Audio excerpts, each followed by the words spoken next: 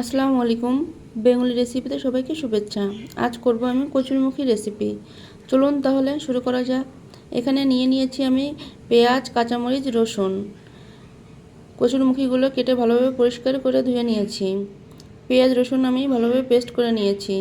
এখানে নিয়েছি আমি মাছটির সঙ্গে একে একে হলুদ, লবণ সব কিছু দিয়ে ভালোভাবে আমি মিশিয়ে নিব। মাছটি ভালোভাবে মেশানো হয়ে গেলে কড়াইতে আমি তেল দিয়ে নিব। কড়াইতে তেল দিয়ে আমি একটু সময়ের জন্য অপেক্ষা করব তেলটি গরম হওয়ার জন্য। তেলটি গরম হলে আমি একে একে সকল মাছগুলি দিয়ে দিব ভাজির জন্য। যারা আমার চ্যানেলটি এখনও সাবস্ক্রাইব করেননি প্লিজ সাবস্ক্রাইব করে দিবেন, বেল আইকনটি বাজিয়ে দিবেন ভিডিওগুলো সবার আগে পেতে।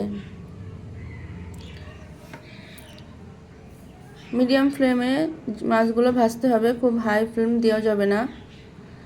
মাছগুলো ভাজি হয়ে গিয়েছে, এখন একে একে সকল মাছগুলি আমি উঠিয়ে নিব।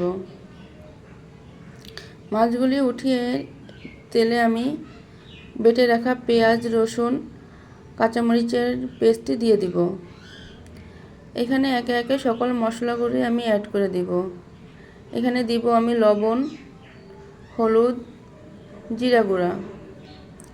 সকল উপকরণগুলো আমি একে একে দিয়ে মশলাটির সঙ্গে মিশিয়ে নিব।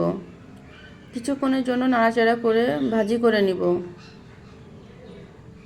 মশলাটি ভাজি করে নিলে কাঁচা পেঁয়াজের যে গন্ধটা সেটি থাকে না, খুব ভালো সেন্ট করে। এই জন্য কিছুক্ষণের জন্য আমি মশলাটি ভাজি করে নিব। মশলাটি ভাজি হতে হতে এখানে আমি পানি অ্যাড করে নিব কচুরমুখিটি দিয়ে সেদ্ধ হওয়ার জন্য। ভালোভাবে পানির সঙ্গে মশলাটি অ্যাড করে আমি পানিটি যখন ফুটবে তখন আমি কচুরমুখিগুলো দিয়ে দিব। কচুরমুখি দিয়ে নাড়াচাড়া করে আমি 20 মিনিটের জন্য রান্না করব। পানিটি আমার কম হয়ে গিয়েছে, কচুরমুখিটাও সামান্য গলে গিয়েছে। এখানে আমি দিয়ে দিয়েছি এক্সট্রা কাঁচামরিচ। অনেকেই আছে ঝাল খেতে পছন্দ করে, তাদের জন্য এই অপশানটি। পানিটি দিয়ে এখন আমি কিছুক্ষণের জন্য জাল করব, প্রায় 20 মিনিটের মতো তরকারিটা আমি রান্না করে নিব। কচুরমুখিটি যখন গলে যাবে তখনই আমি মাছগুলো একে একে দিয়ে নিব। মাছগুলো দিয়ে ভালোভাবে আমি আরও 10 মিনিটের জন্য রান্না করে নিব। একটু সময় নিয়ে তরকারিটি রান্না করতে হবে, তাহলে ভালোভাবে গলে যাবে, তরকারিটি খেতেও খুব স্বাদের হবে।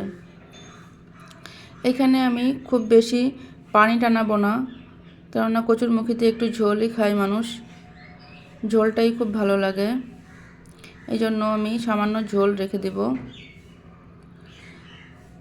10 মিনিটের জন্য রান্না করে ভালোভাবে পরিমাণ মতো ঝোল রেখে আমি আমার রান্নাটি শেষ করলাম। দেখুন আমার রান্নাটি হয়ে গিয়েছে। এখানে আমি জিরা ভাজি করে গুঁড়া করে নিয়েছি, জিরার গুঁড়াটি আমি দিয়ে নিব। জিরার গুঁড়াটি ভালোভাবে ছড়িয়ে দিয়ে পরিবেশন করব। দেখুন আমার রান্নাটি হয়ে গিয়েছে। কেমন হয়েছে যদি ভালো লেগে থাকে বাড়িতে ট্রাই করবেন, আমাকে জানাবেন কেমন হয়েছে।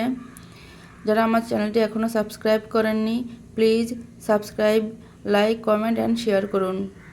আল্লাহ হাফেজ।